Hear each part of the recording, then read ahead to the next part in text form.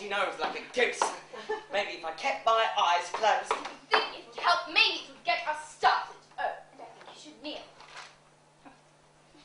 Right.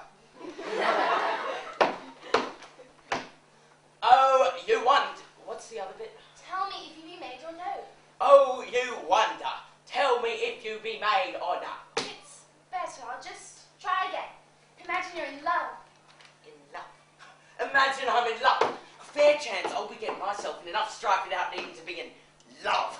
What a laugh. Just do it! Yes. Are you Master Shakespeare? You've heard of me then?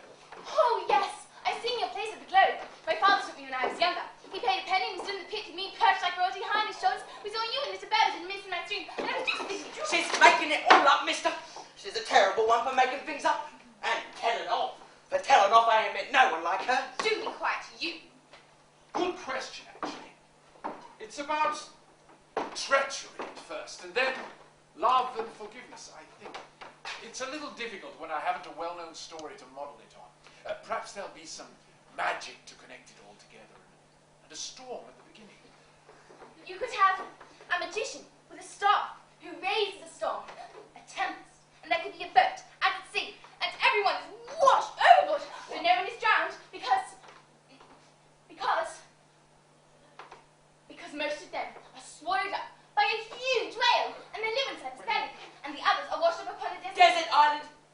He already had that bit. Well, yes, you did have the desert island. I need a boy to play a girl called Miranda. The Tempest. Good title. I don't know about the whale, though. The Tempest. Yes, it's a catchy title. So, Prospero, with the aid of his magic books and staff, raises a storm. There's a shipwreck, and that's how Ferdinand, heir to the dukedom of Naples, comes to the island. Very good. It's shaping up very nicely. Clearly the muse has been upon you, Will. A precocious girl and a mudlark. Lord Mother Rat, and everyone should return to the land. And oh, I think I mentioned it before, but none of the sailors should have drowned in the Oh, Thames. you think not? Absolutely not, because then Prospero would have innocent blood in his hands, and that won't do at all.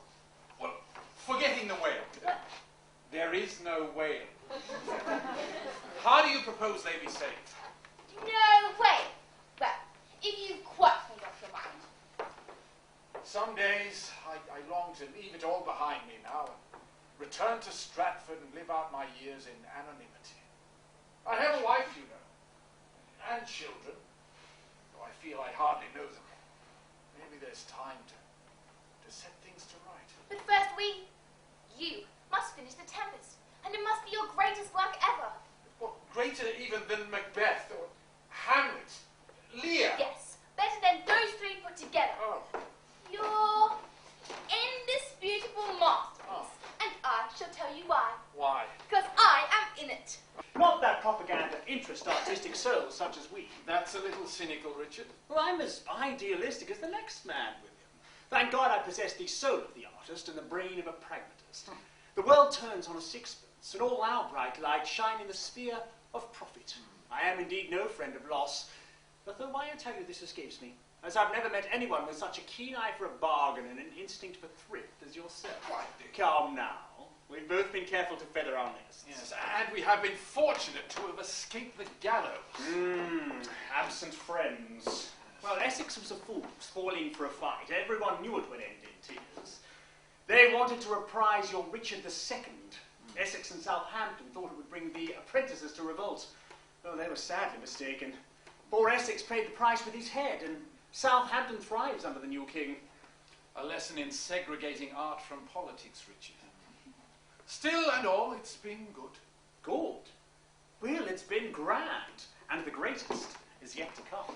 Now, since I'm to play this magician, tell me about Prospero. A great ruler who, regrettably, comes to love his books and alchemy more than ruling his kingdom. A mistake, I feel, yet magic is a seductive art. Undeniably so, but he pays the price. Ah, the price. There's always a price. Yes, he abrogates his responsibilities, leaving the running of the state to his brother, Who? who cannot be trusted.